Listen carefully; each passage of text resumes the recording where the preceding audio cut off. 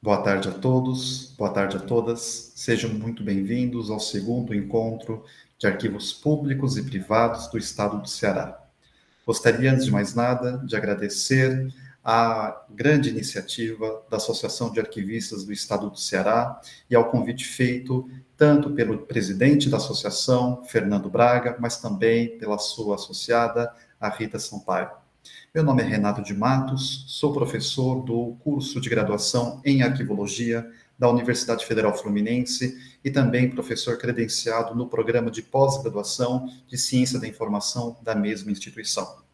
Venho aqui hoje compartilhar com vocês algumas reflexões acerca da temática dos arquivos privados de interesse público e social. Trata-se de um tema extremamente relevante,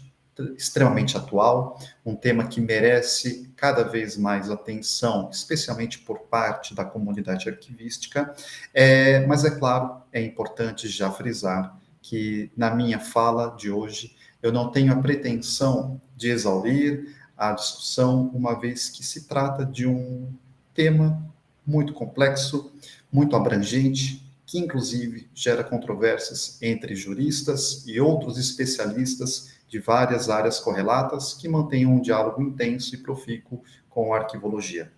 A minha proposta é trazer alguns questionamentos, suscitar a reflexão e, é claro, apontar para algumas questões de ordem tanto legal, mas, acima de tudo, questões de ordem prática que envolvem diretamente o ofício do profissional da área de arquivos. Peço licença a todos e a todas para fazer aqui a transmissão dos meus slides.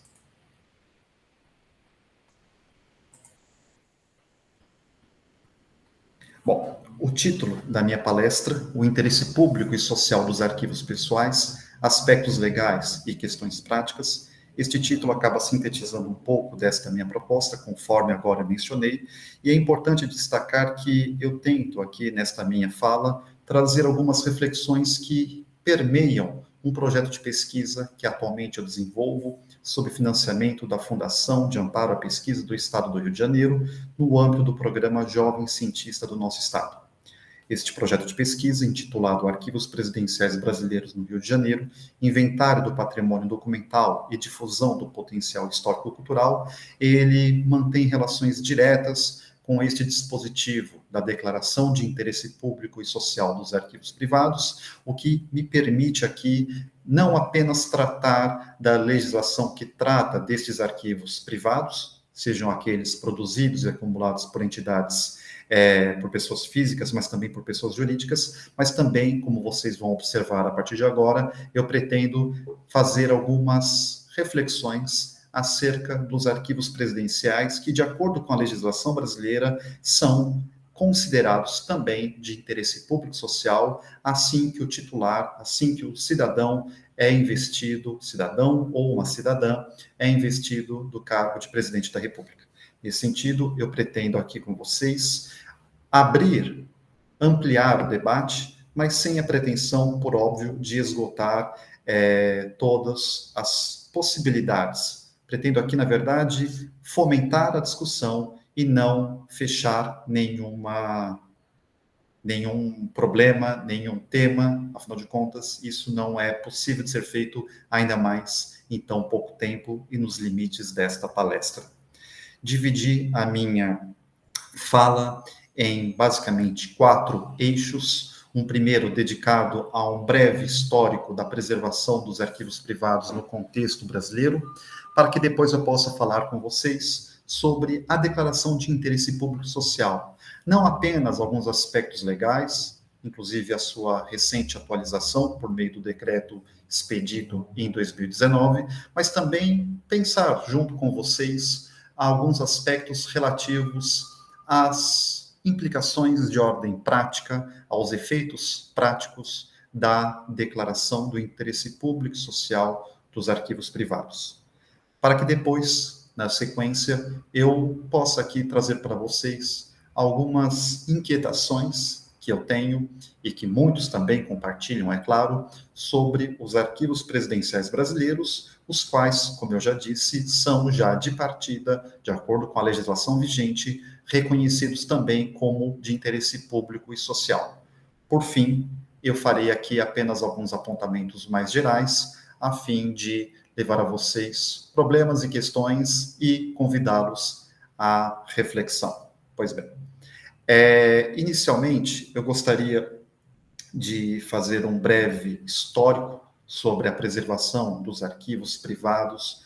eu insisto, tanto aqueles produzidos por pessoas físicas quanto jurídicas, no contexto legal brasileiro. E aqui, inevitavelmente, nós temos que recorrer ao Decreto-Lei número 25, de novembro de 1937. Trata-se de um dispositivo amplamente discutido, debatido pela bibliografia, e aqui, na minha apresentação, eu acabo trazendo este decreto-lei muito mais com o intuito de trazer o fato, a compreensão de que a preservação destes arquivos não constitui uma preocupação recente em nosso país. Na verdade, já na década de 30, no âmbito da criação do Serviço do Patrimônio Histórico e Artístico Nacional, o ISFAM, que depois, posteriormente, será designado como IFAM, como Instituto do Patrimônio Histórico e Artístico Nacional, já naquele dispositivo, nós observamos ali a própria definição do que deveria ser compreendido como patrimônio histórico e artístico nacional e que, portanto, deveria ser preservado como tal. Aqui eu chamo primeiramente a atenção ao fato de que o interesse público já aparece como um critério, como um argumento que justificaria a preservação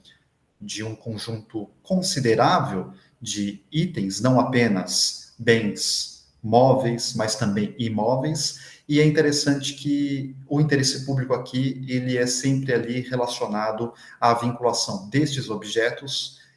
desses bens, se vocês preferirem, tanto a fatos memoráveis da história do Brasil, como também pelo seu valor excepcional, seja arqueológico, etnográfico, bibliográfico e artístico. É interessante que neste conjunto abrangente entre obras, livros, imóveis, também poderiam ser contemplados documentos que fossem reconhecidos a partir desta compreensão do que era interesse público e vinculação, eu insisto, aos chamados fatos memoráveis da história do Brasil. O que importa saber é que este registro, ou melhor, esta preservação, era feito por meio do registro desses itens em livros do tombo, livros de tombo. E este processo, este reconhecimento, ele contemplava, entre outras possibilidades, aqui eu cito já no artigo 4º, na linha 2, coisas de interesse histórico e as obras de arte histórica. E é exatamente nesta dimensão que nós podemos, ou à época era compreendido também, conjuntos documentais de pessoas físicas e jurídicas que possuíam, portanto, este chamado, entre aspas, interesse público.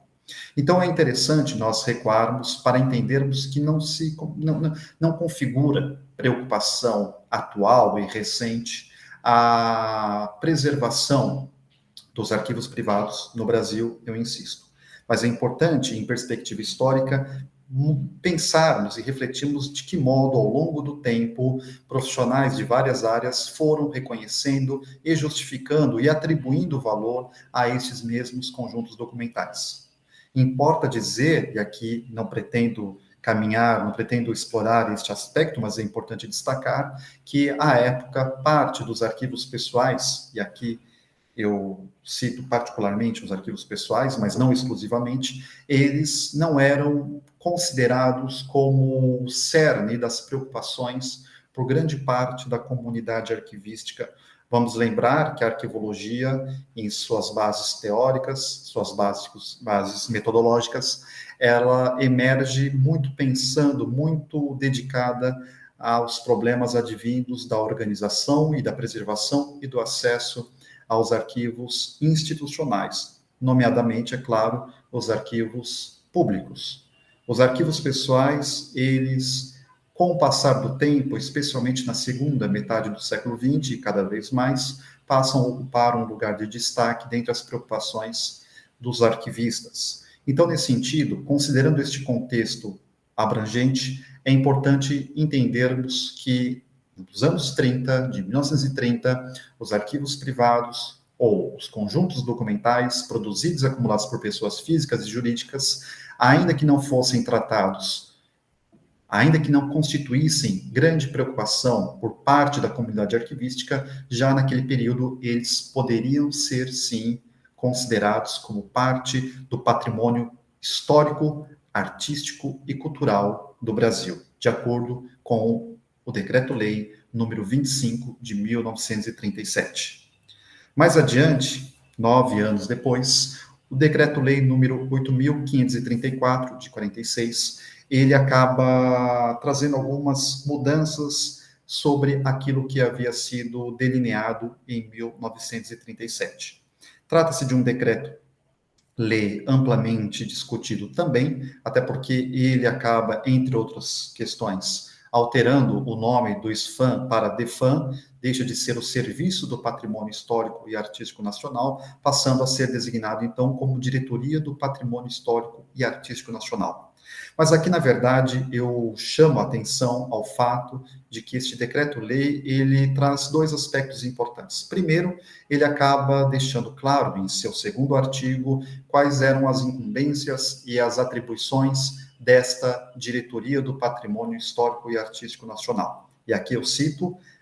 entre outras finalidades, estaria de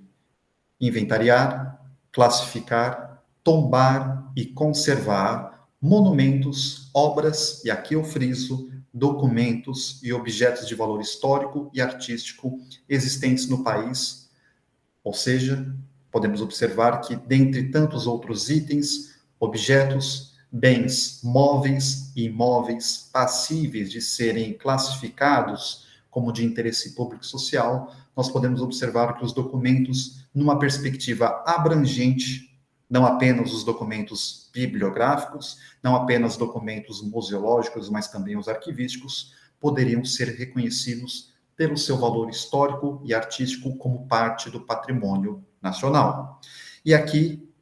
ao reconhecer, esta diretoria deveria promover, e aqui eu cito a linha 1 do artigo 2, a catalogação sistemática e a proteção dos arquivos estaduais, municipais, eclesiásticos e particulares, cujos acervos interessem à história nacional e à história da arte no Brasil.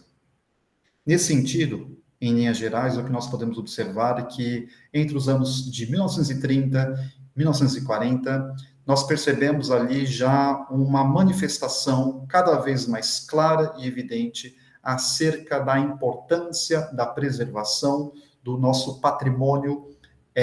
documental. E por patrimônio documental, por vezes, essa expressão acaba sendo muito generalizante, acaba dando conta, sim, por óbvio, tanto de documentos preservados por bibliotecas, por museus, mas também por arquivos. Aqui no Decreto-Lei de 8.534, de 1946, vimos com muita clareza a nomeação, a identificação destes documentos preservados, não apenas pelos arquivos estaduais e municipais, arquivos eclesiásticos, mas também os arquivos particulares, os arquivos privados, e eu insisto que possuíssem, que fossem dotados daquilo que à época era considerado como interesse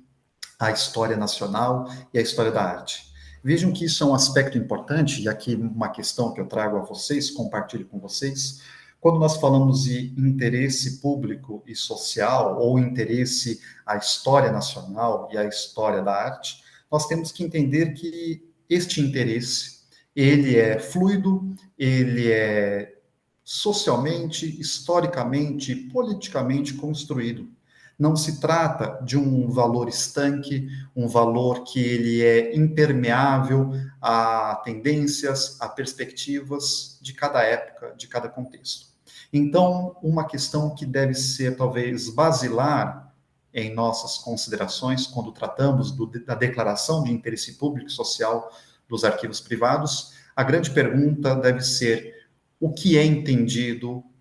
como interesse público e social? Eu já disse no início da minha apresentação que, por exemplo, na perspectiva do direito, a própria noção de interesse público e social é amplamente discutida. Na verdade, basta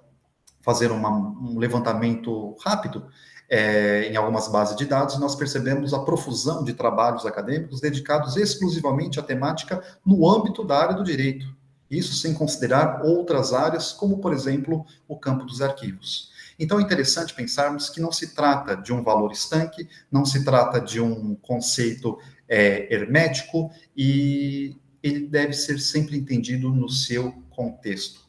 O interesse público social, ele não é um dado pronto, ele é um elemento que sempre está ali à mercê de ponderações, reflexões e interpretações de quem atribui, de quem é responsável pela atribuição e reconhecimento deste interesse. Talvez este seja um primeiro aspecto que eu gostaria de trazer aqui, para que nós possamos cada vez mais problematizar este dispositivo tão importante, mas que carece, sim, de muita atenção, especialmente por parte da comunidade arquivística. Bom, em um salto na história, e aqui eu vou adiantar um pouco a discussão, trazendo de fato aos elementos primordiais, as primeiras bases, as primeiras, como eu posso dizer, as linhas gerais que vão orientar o reconhecimento deste interesse público e social. Isso acaba nos levando, é claro, à promulgação da Lei de Arquivos, a nossa tão famosa e reconhecida Lei 8.159, de janeiro de 1991. É importante destacar que lá, nesta lei, a Lei de Arquivos, nós temos que reconhecer 2 pontos importantes. O primeiro que eu gostaria de chamar a atenção diz respeito ao fato de que, logo no seu 2º artigo, a Lei 8.159, ela reconhece a natureza arquivística dos documentos produzidos por pessoas físicas. Então, é interessante que, em que pese ainda hoje, opiniões e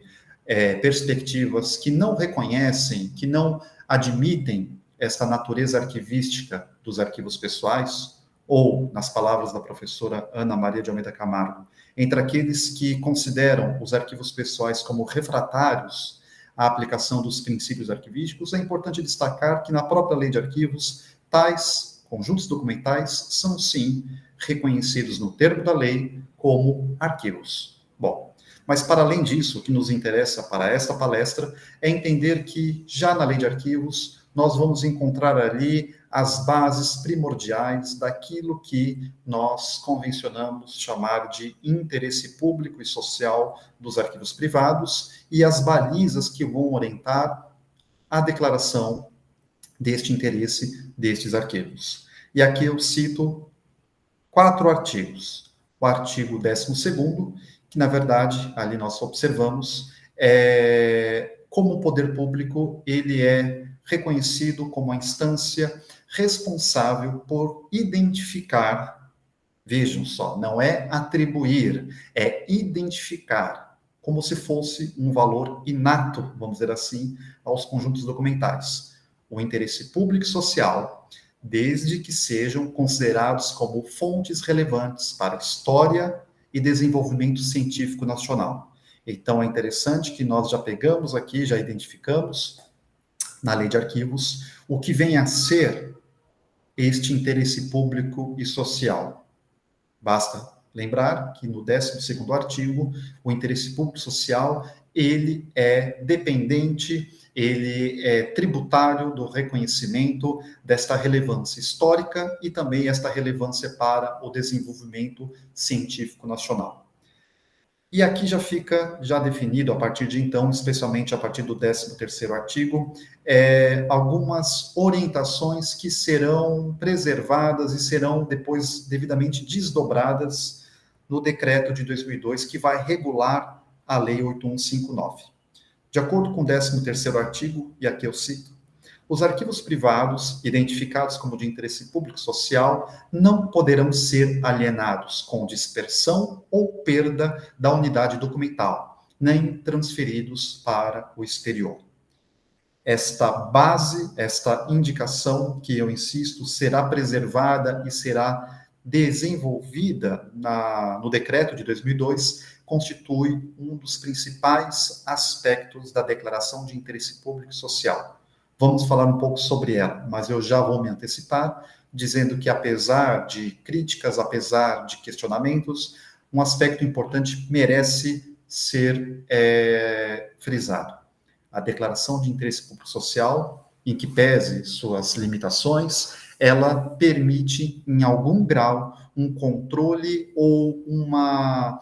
como eu posso dizer, ela coíbe dispersões, fragmentações, que são, infelizmente, frequentes quando nós tratamos de arquivos privados, não apenas os arquivos pessoais, eu insisto. E aqui, nesse sentido, não significa dizer, é claro, que esses arquivos privados, ou seja, são arquivos que são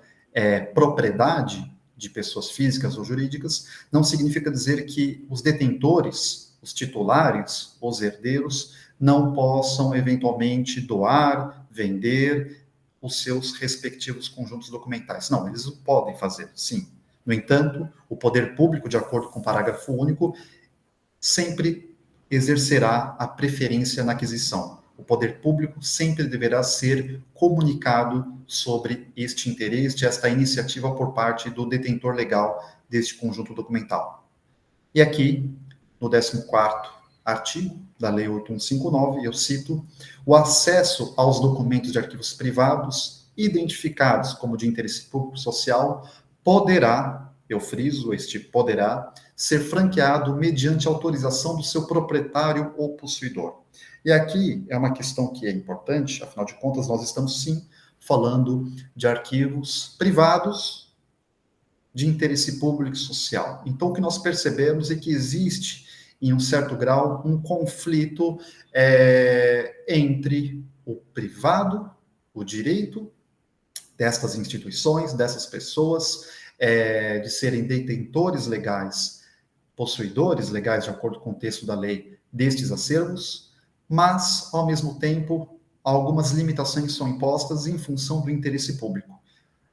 A esfera pública e a esfera privada acabam aqui se colidindo, de modo que é uma linha muito tênue e complexa que merece muita atenção, não apenas entre aqueles dedicados ao estudo da legislação, a juristas, mas eu insisto, deve ser um tema cada vez mais interessante e apropriado pela comunidade arquivística.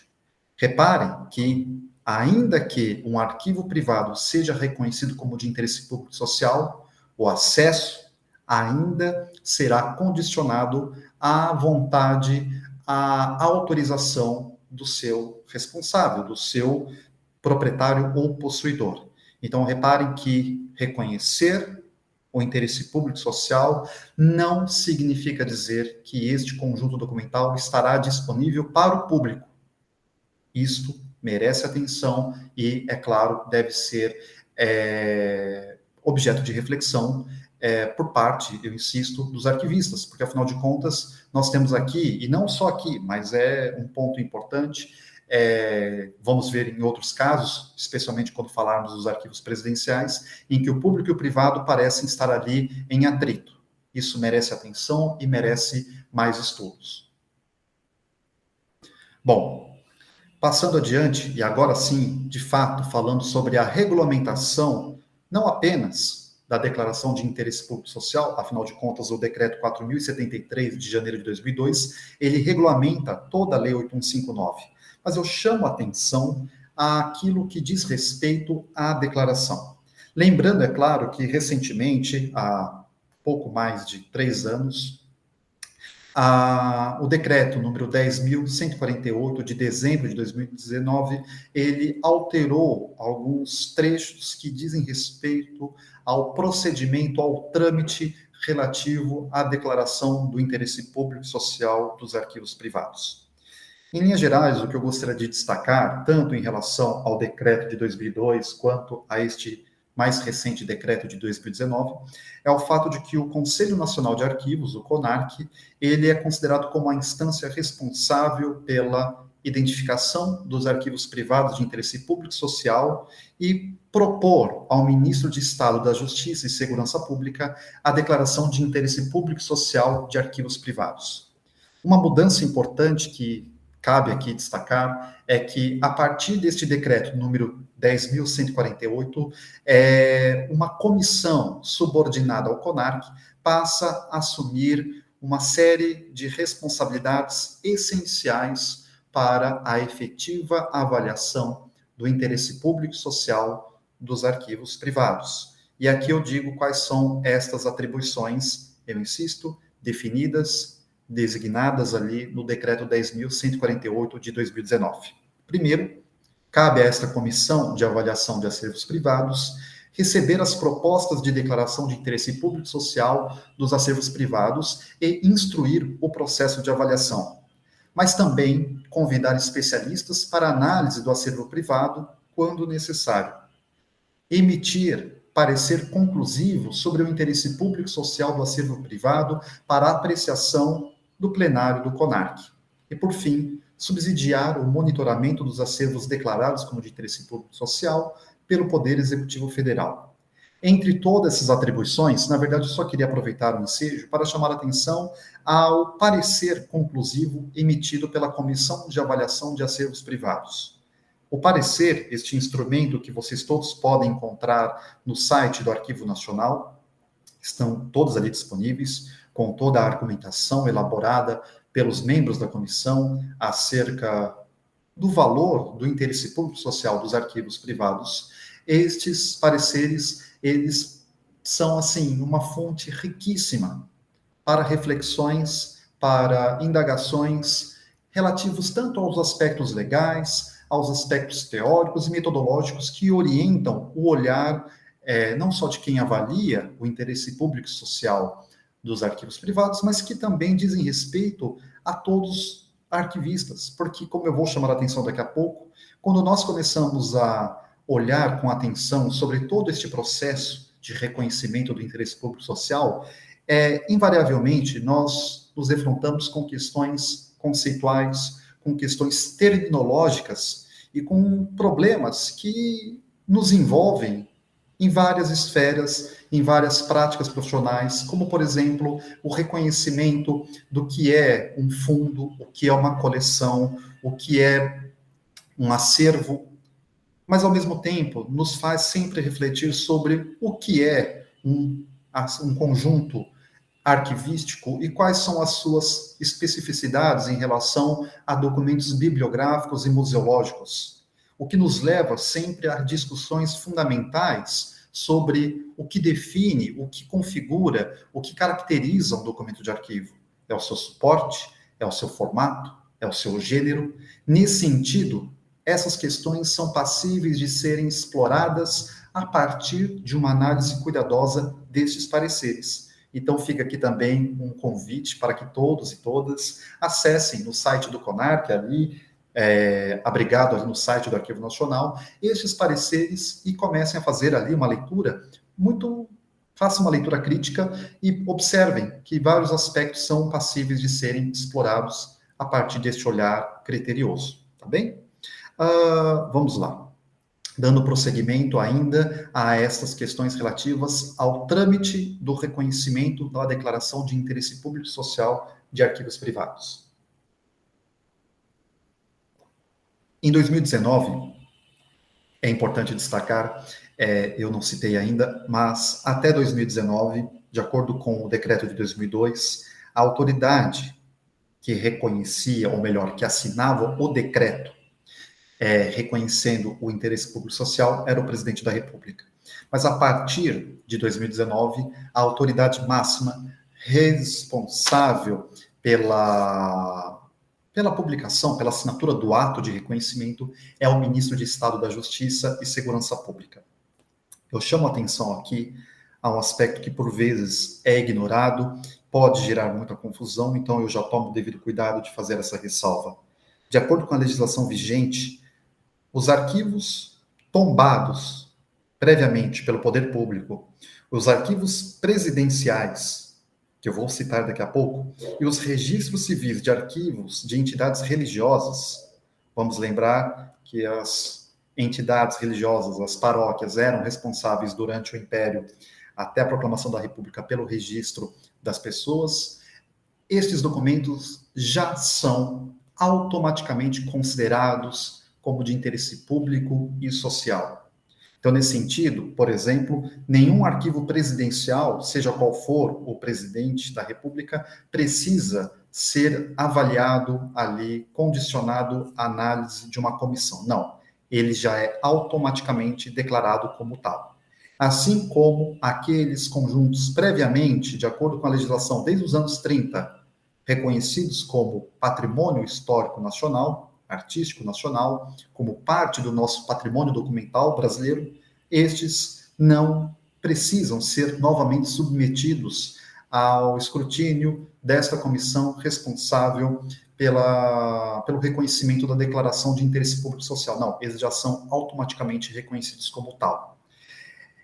Um aspecto importante também, de acordo com o artigo 23, a Comissão de Avaliação de Acervos Privados, e aqui eu friso, por iniciativa própria ou mediante provocação, encaminhará solicitação relativa à declaração de interesse público e social, acompanhada de parecer para deliberação do Conselho Nacional de Arquivos. O que significa? Que essa Comissão de Avaliação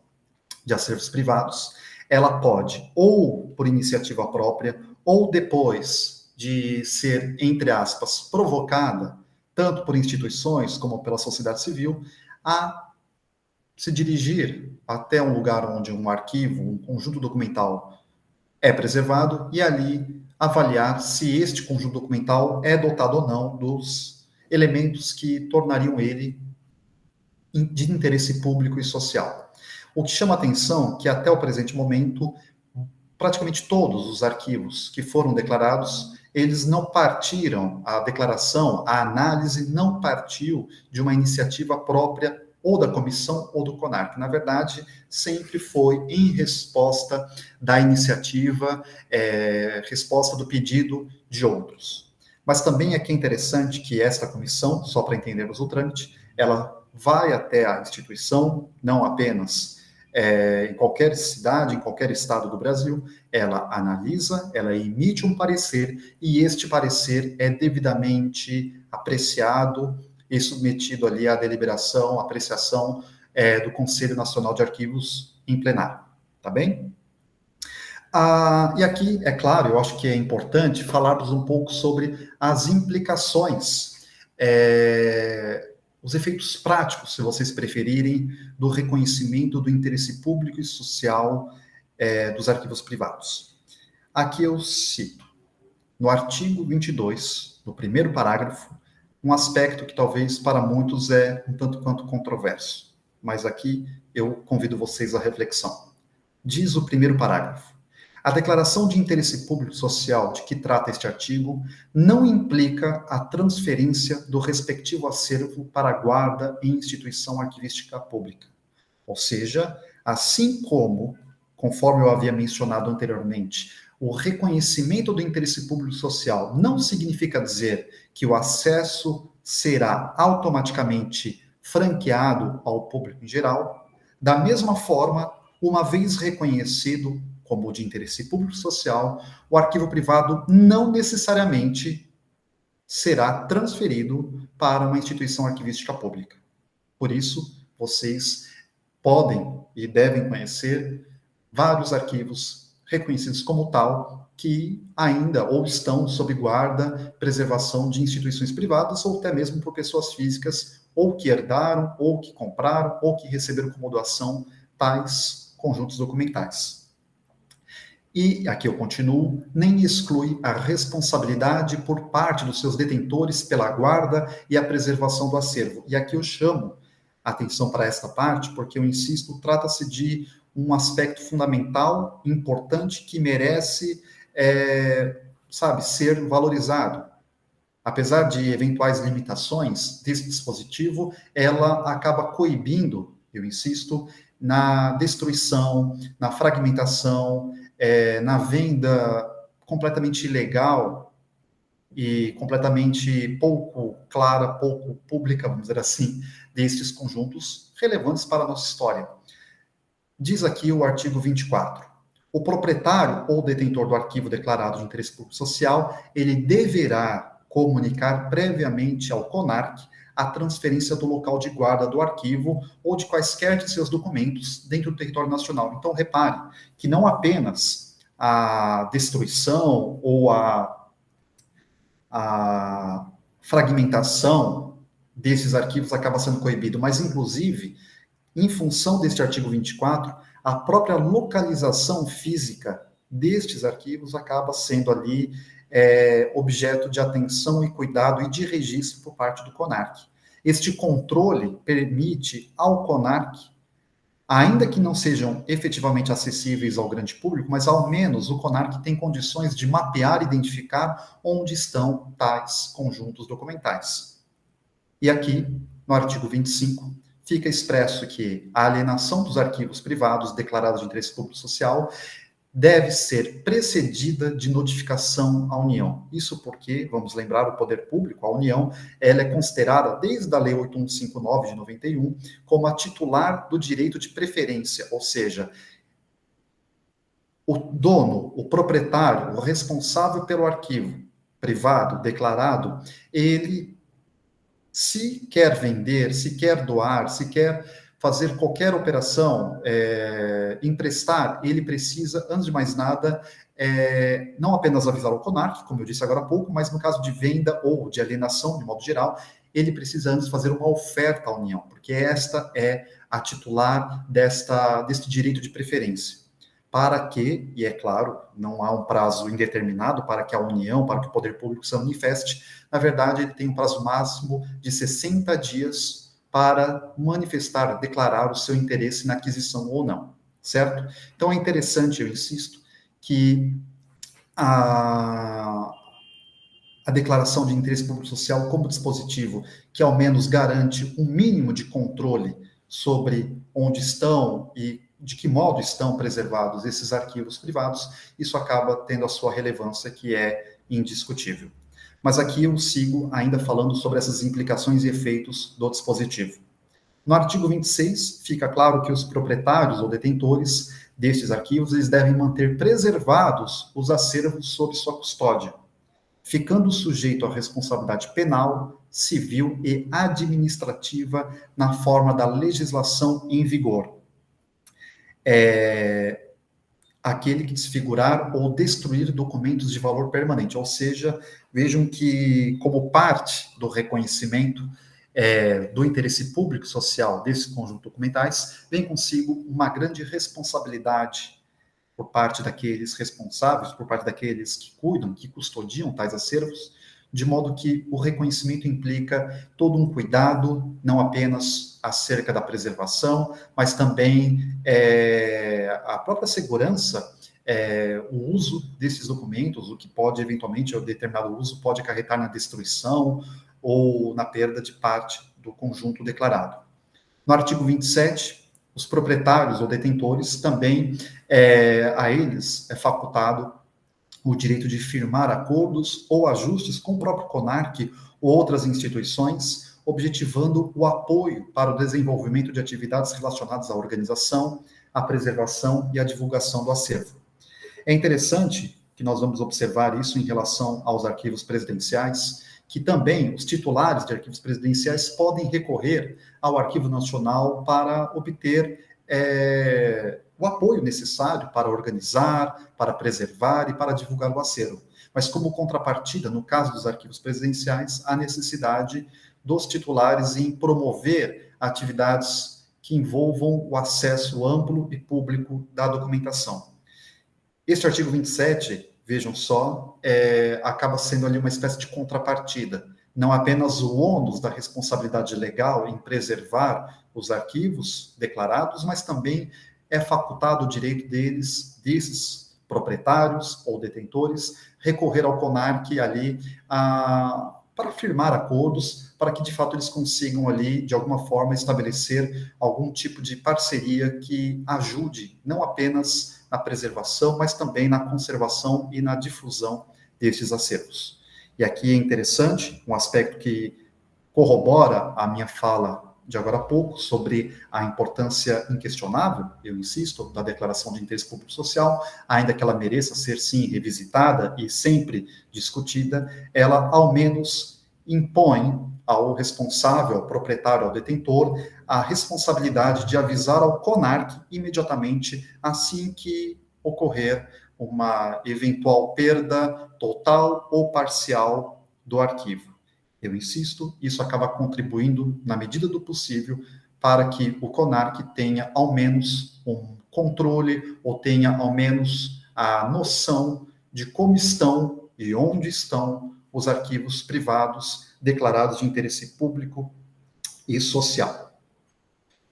Aqui eu trago a vocês a relação atual dos arquivos privados, tanto de pessoas físicas quanto pessoas jurídicas, que tiveram o seu interesse público e social reconhecidos. Eu insisto, até 2018, a autoridade máxima responsável pela assinatura do ato oficial declaratório era o presidente da República. A partir de então, 2019 em diante, ou, se ser mais específico, a partir de 2022, nós observamos que é por meio de portaria assinada pelo ministro da Justiça. Bom,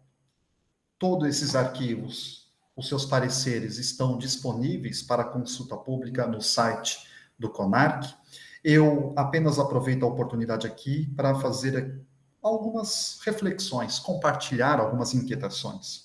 Como eu disse, os pareceres que estão lá disponíveis, eles constituem uma fonte riquíssima que permitem reflexões de várias ordens, que nos dizem respeito enquanto pessoas que trabalham e que pesquisam temas correlatos ao campo dos arquivos. Talvez um dos aspectos que mais, aqui, no primeiro momento, nos chama atenção, é o fato de que, sim, um número pouco significativo, pouco expressivo, os privados foram até então declarados desde 2004, quando o arquivo pessoal de Barbosa Lima Sobrinho foi reconhecido, até, mais recentemente, o arquivo de Isaac Rosenberg, em novembro do ano passado, foi reconhecido. Então, nós temos um número relativamente pequeno, considerando o número gigantesco e quase mensurável de arquivos privados que nós, em todos os estados, em todo o Brasil, nós possuímos e sabemos que são eles todos dotados deste interesse público social. Mas, para além disso, também é importante destacar este hiato que ocorreu entre 2016 e até 2018 e 2022, reparem que ali diminui muito o ritmo da publicação ou da expedição de atos oficiais declaratórios, mas eu chamaria atenção aqui a outros aspectos. Primeiro, como vocês podem observar, a baixa, quase pouquíssima representatividade de mulheres titulares de arquivos privados reconhecidos como de interesse público social. Aqui eu cito o único caso de Berta Gleiser Ribeiro, viúva de Darcy Ribeiro. Ao mesmo tempo, um outro aspecto que merece atenção, e aqui acho que quando eu digo merece atenção, trata-se de um tema que precisa ser refletido, discutido, talvez tratado em outros eventos, em trabalhos acadêmicos da área, pensar que nós identificamos, aqui eu friso particularmente, é claro, os arquivos pessoais, que há uma valorização de um certo perfil profissional daqueles titulares que tiveram seus arquivos reconhecidos. Não estou aqui questionando o reconhecimento do valor dos arquivos de intelectuais, artistas e cientistas. Não. O que eu estou aqui pensando e compartilhando com vocês é por que não ampliar o espectro profissional e de atuação daqueles indivíduos que produziram e acumularam documentos que são, sim, de interesse público social.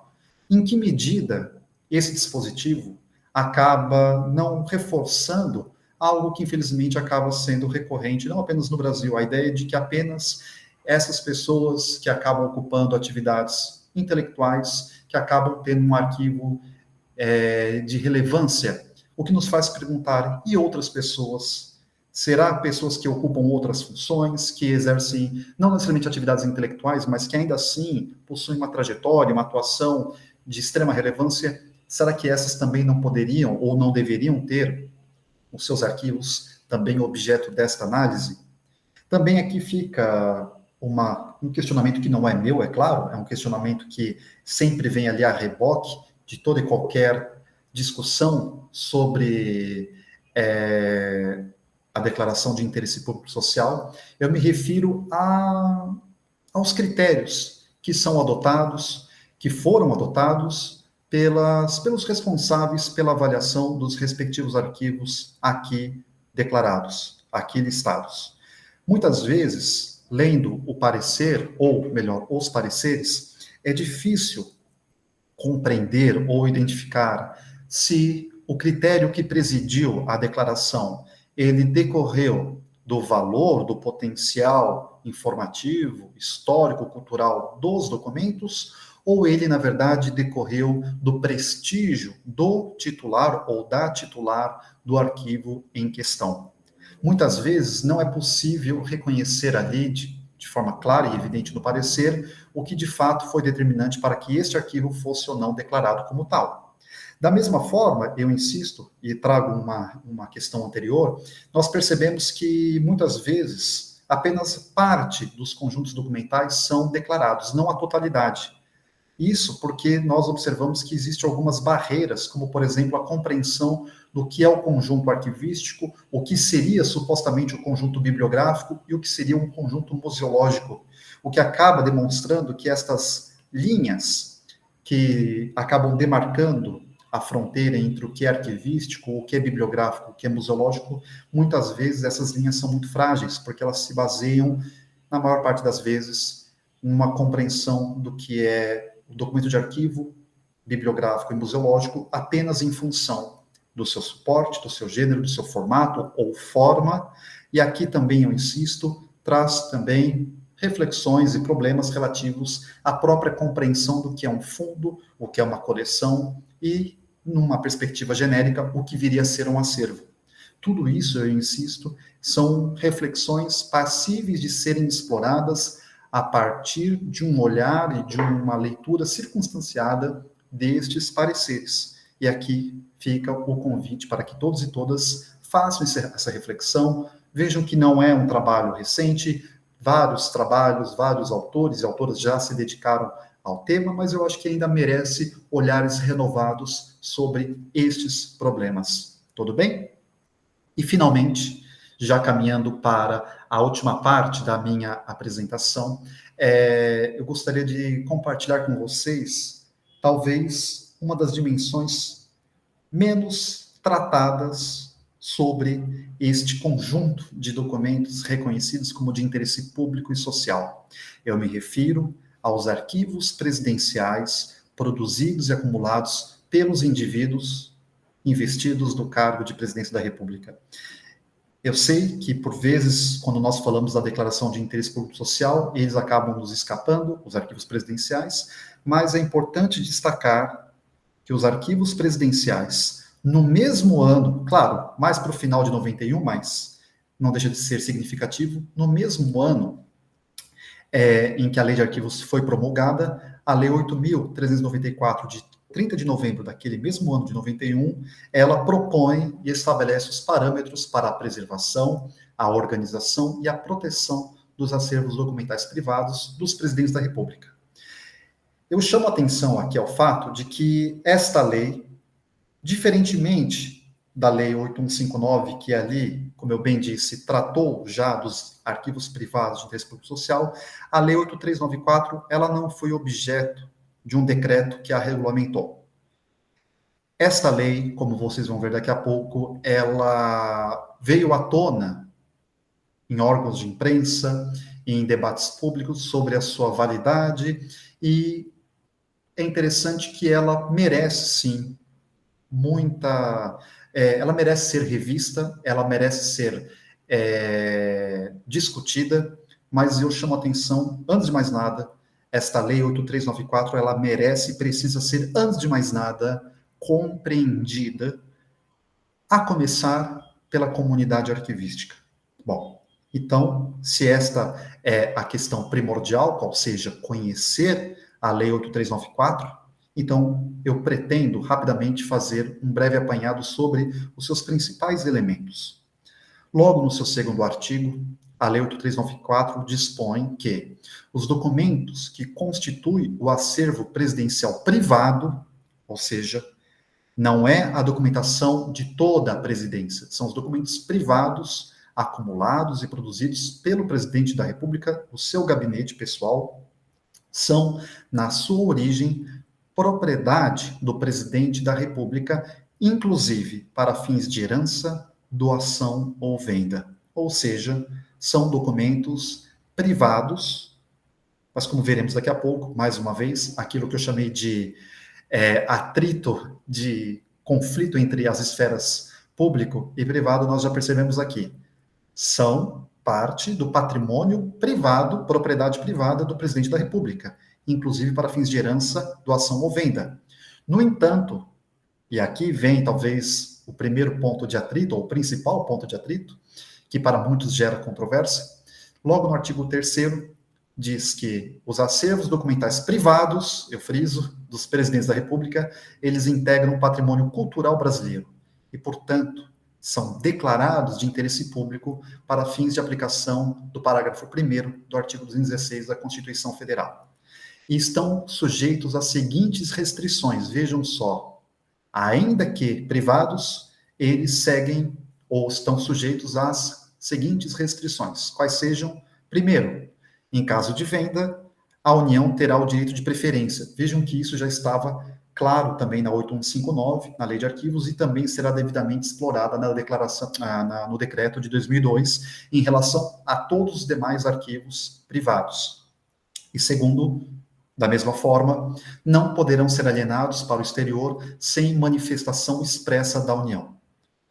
E um aspecto importante e que merece ser bem compreendido, até porque isso veio à tona, eu insisto, em reflexões e debates na opinião pública recentemente, sobre aqueles responsáveis pela manutenção, pela preservação, pela custódia dos arquivos presidenciais. Eles podem ou não recorrer ao financiamento público,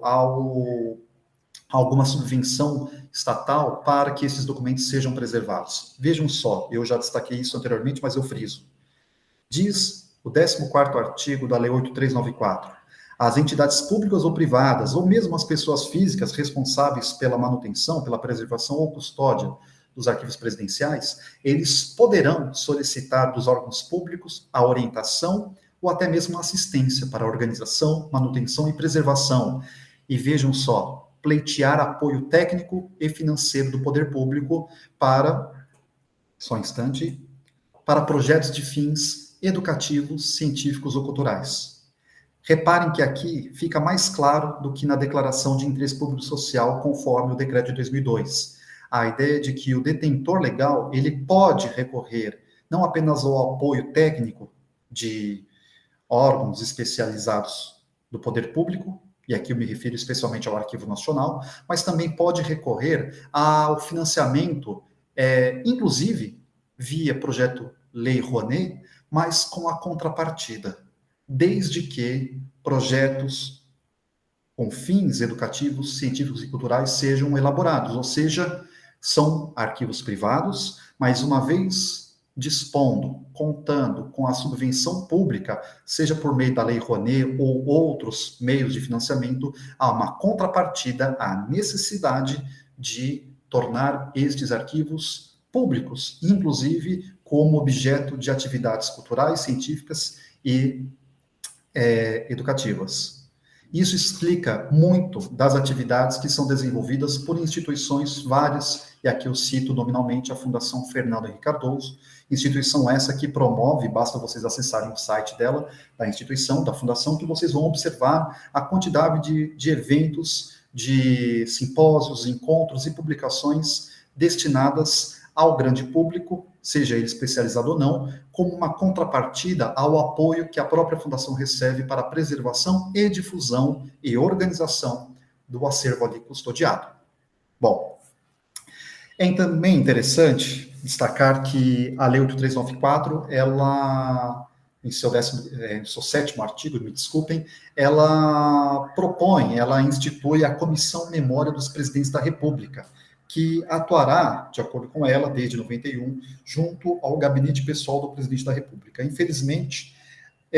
a Comissão Memória dos Presidentes da República, ela é uma comissão fundamental, ela é formada pelos responsáveis, pelos dirigentes máximos do Arquivo Nacional, do Instituto Brasileiro do Patrimônio Cultural, do Museu da República, da Biblioteca Nacional, da Secretaria de Documentação Histórica do Presidente da República, departamentos de documentação da Secretaria-Geral da Presidência da República, e também poderia contar com personalidades, e aqui eu friso, de notório saber e experiência em arquivologia, biblioteconomia e documentação geral. Aqui eu apenas faço uma constatação, esta comissão, em que pese toda a sua relevância, ou melhor, é em função mesmo da sua relevância e do seu papel de destaque, é que nós podemos, na verdade, sentir falta da sua atuação mais intensa. A comissão, ela é fundamental, mas ela, na minha opinião, e de outros colegas, ela deveria se fazer mais presente, acompanhando mais a realidade dos arquivos presidenciais brasileiros. É claro que o mapeamento ele é feito pela esta comissão, inclusive vocês podem encontrar informações no próprio site do Arquivo Nacional sobre esta comissão, mas eu chamaria a atenção ao fato de que hoje, e aqui eu trago algumas contribuições, alguns resultados parciais da minha pesquisa, esta que eu elenquei, que eu identifiquei no início da minha fala, nós percebemos que os arquivos presidenciais, hoje, muitos estão ainda preservados sob a guarda dos familiares e de pessoas físicas que sequer consideram a hipótese de dar algum tipo de acesso, disponibilizar o acesso a estes documentos. Muitas vezes, nós sequer sabemos onde exatamente tais documentos estão preservados, e algumas questões, inclusive, que dizem respeito à própria comunidade arquivística. Infelizmente, alguns conjuntos documentais presidenciais recentes, de presidentes que assumiram o cargo recentemente,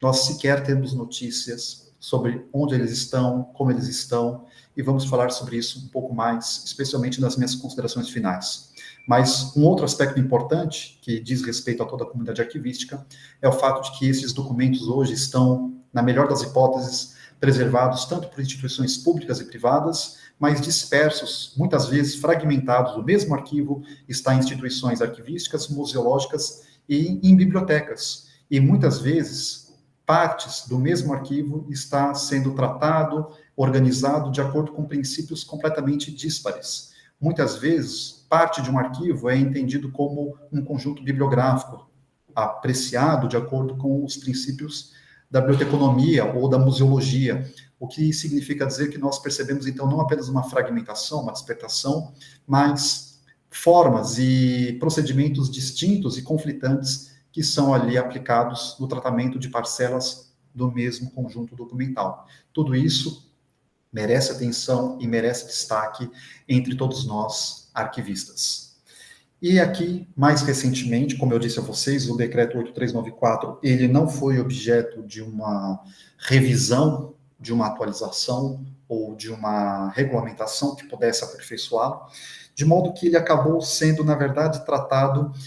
muito em função do contexto das investigações levadas a cabo pela Operação Lava Jato, isso a partir dos anos de 2015 e 2016, especialmente quando o arquivo presidencial de Luiz Inácio Lula da Silva, notadamente, é claro, os documentos produzidos pelo presidente Lula no seu primeiro e segundo mandato, eles passaram a ser objeto de questionamento pelos promotores responsáveis pela Operação Lava Jato, muitos dos quais alegavam que os documentos ali preservados, eles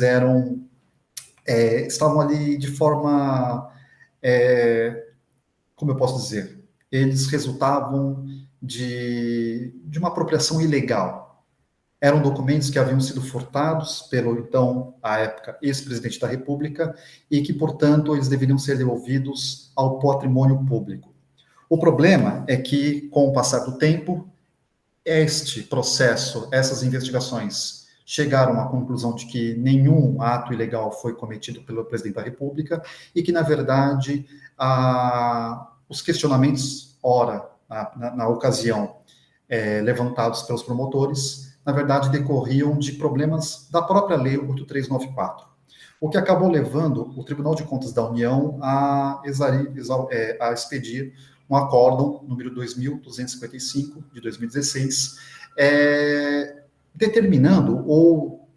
afirmando que os presentes ofertados por chefes de Estado, ou seja, chefes de Estado, aqueles presidentes de outros países que visitavam o Brasil, quando estes presidentes ofertavam, davam um presente, seja qual for, ao nosso presidente da República, estes presentes, eles não poderiam ser considerados como propriedade do presidente da República, mas sim propriedade do Estado brasileiro, e, portanto, não deveria ser incorporado ao patrimônio pessoal do ex-presidente da República. Nesse sentido, de acordo com este acórdão,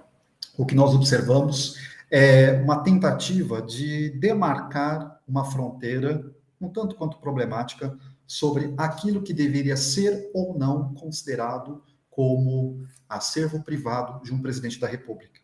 Lembrando, é claro, que quando vocês tiverem a oportunidade de visitar arquivos presidenciais, como, por exemplo, o arquivo do próprio José Sarney, o arquivo do próprio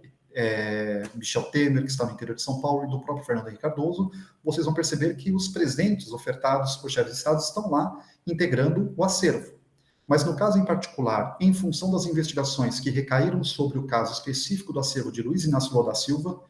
este questionamento veio à tona.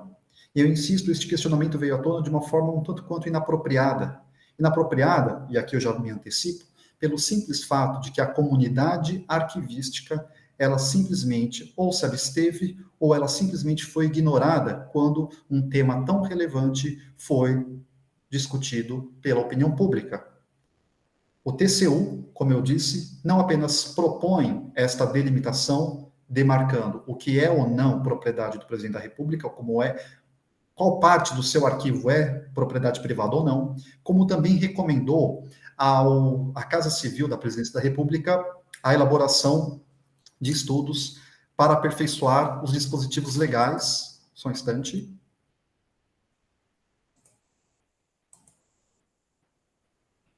Opa. Seguindo aqui. Deixa eu ampliar a tela.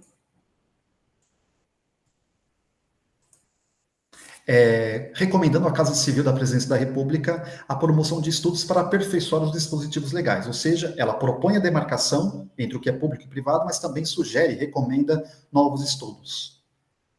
O que é muito bem-vindo. O problema é que esses novos estudos, se ocorreram, eles não foram objeto de grande discussão, ou pelo menos eles não contaram com a participação de representantes da comunidade arquivística brasileira. Mas aqui também eu chamo a atenção ao esforço do senador Humberto Costa, também do Partido dos Trabalhadores, que propôs em 2017 um projeto de lei, o número 112, com o propósito de criar os critérios para a identificação daquilo que ele compreendia como bens aptos a integrar o acervo patrimonial privado do presidente e ex-presidentes da República. E neste projeto de lei 112, o senador Humberto Costa, ele tenta ali fazer uma ressalva, ou melhor, uma distinção muito ali a reboque, muito inspirado, ao meu ver, naquilo que o acórdão do TCU havia disposto em 2016. Separar o arquivo privado do presidente da República apenas aquilo que era tido como de caráter personalíssimo, aquilo que fosse considerado como documento personalíssimo, privado do presidente da República, e aqueles que pertenceriam à União. E aqui eu cito um trecho deste projeto de lei. Trata-se de responder, diz o senador, a seguinte questão: em que hipóteses os bens recebidos pelo presidente da República, em razão do exercício do cargo, devem integrar o patrimônio da União? Em que hipóteses podem integrar o seu patrimônio privado? São duas questões extremamente oportunas, relevantes, mas aqui eu aproveito a oportunidade para dizer: o grande desafio aqui, o grande problema está em tentar demarcar o que é público e privado sem antes, ou melhor, sem contar com a participação e com as contribuições da comunidade arquivística, a fim de demarcar o que é arquivo privado de um presidente da República, não pelo valor de mercado, não pelo valor atribuído, por exemplo, de acordo com o acórdão do TCU, objetos tidos como museológicos, artísticos, aqueles que detinham algum valor de mercado, estes seriam patrimônio da União, e os demais seriam arquivo privado do presidente da República. Nós, arquivistas, sabemos que tais critérios não podem balizar a conceituação e a caracterização do que é um arquivo privado, seja de um presidente da República ou não. Então vejam como é uma discussão delicada, uma discussão que precisa ser tratada com serenidade por todos nós, e especialmente pela comunidade arquivística. E eu chamo a atenção em que pese a relevância, a importância dessas iniciativas, tanto do TCU como do próprio senador Humberto Costa, chama a atenção o fato de que nós não participamos do debate, seja por omissão, seja porque nós sequer fomos levados em consideração por estes legisladores. Chamo a atenção também ao fato de que o projeto de lei 112 de 2017, em que pesa a sua relevância, ele acabou sendo arquivado agora no final do ano passado. Fica aqui o convite para que todos nós possamos nos organizar a fim de que possamos não apenas, eu insisto, não trazer este projeto de lei tal como ele foi elaborado, mas trazer sim algo que é indiscutível, a necessidade de elaborar e aprimorar a Lei 8394, certo? E aqui trago, sim, uma questão que, na verdade, muitos já conhecem, que foi tão bem citada pela professora Camargo, pela Silvana Goulart, no livro Tempo e Circunstância, fazendo referência a Saulo Ramos, o jurista responsável pela elaboração do projeto de lei 8394, de 91, que ali determinou a preservação dos arquivos presidenciais. Reparem que já na elaboração da lei de 91, já estava colocada a problemática dessas fronteiras difusas entre o público e o privado, quando o tema é arquivo presidencial. Diz o jurista Saulo Ramos: é forçoso reconhecer algumas dificuldades na concretização do texto do anteprojeto,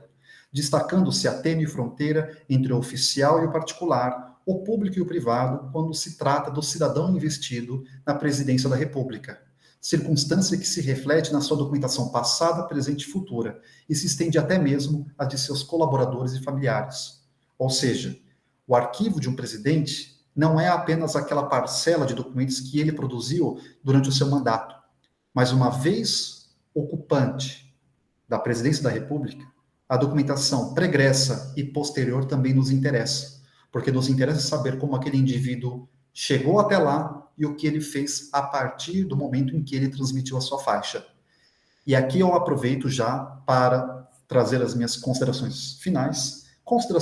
essas que não são conclusivas, são, na verdade, questões em aberto, são questões e desafios que eu, ao meu ver, considero extremamente atuais. Eu insisto, nós temos que pensar e refletir sobre o dispositivo da Declaração de Interesse Público e Social, não apenas dos arquivos de empresas, arquivos pessoais de diversos profissionais, mas também os arquivos presidenciais. Nós temos que pensar o seguinte: a fronteira entre o público e o privado, ela é fundamental. Nós temos que refletir com cautela, com serenidade. E quando eu digo serenidade, eu destaco isso muito em função do modo como muitos arquivistas, muitos profissionais lidam e pensam os arquivos presidenciais. Parece que ocorre uma espécie de interdição quase que política, ideológica, que faz com que um profissional não se sinta à vontade ou pouco manifeste interesse nos cuidados ou na atenção dispensada sobre um arquivo presidencial. Como se cuidar de um arquivo presidencial ou de qualquer indivíduo ou empresa significasse assumir a sua, mostrar fidelidade aos seus posicionamentos, ao seu espectro político e ideológico.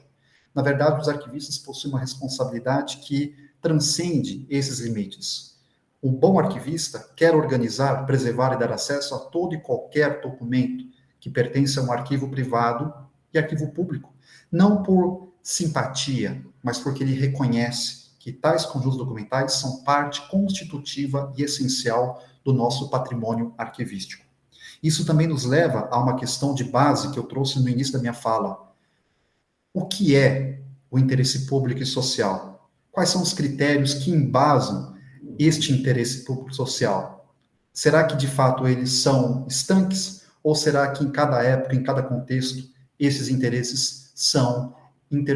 passam por intervenções, por mudanças, eles são, eventualmente, reformulados em função de novas perspectivas? E, ao mesmo tempo, algo importante que eu chamo a atenção: os arquivistas precisam assumir a frente deste debate. O decreto que regulamentou a Declaração de Interesse Público e Social, a própria lei de 91, que trata os arquivos privados dos presidentes da República, estes dispositivos precisam ser amplamente conhecidos e debatidos por todos nós, porque, afinal de contas, é exatamente, muitas vezes, pela omissão ou pela falta de atenção dada à nossa comunidade, é que, muitas vezes, legisladores, até mesmo munidos de boas intenções, acabam estabelecendo critérios que não podem ser considerados como efetivos e corretos na perspectiva da arquivologia. O que configura um arquivo privado não é o seu valor de mercado, tampouco o seu suporte, o seu gênero, o seu formato. Para isso, eu tenho certeza, nós arquivistas temos muito a que contribuir. Mas para isso, nós temos que também nos apropriar e tomar parte deste debate. É assim, eu termino a minha fala, fico à inteira disposição de todos e todas. Aqui algumas referências básicas que eu utilizei para a minha apresentação. Fica aqui o meu contato, meu e-mail, renato_matos, com 2 t's, @id.uf.br. Fico à disposição para esclarecer qualquer dúvida, para debater, para comentar, para refletir com vocês. Tá bem? Um grande abraço, uma boa tarde de trabalho. Fiquem bem, se cuidem.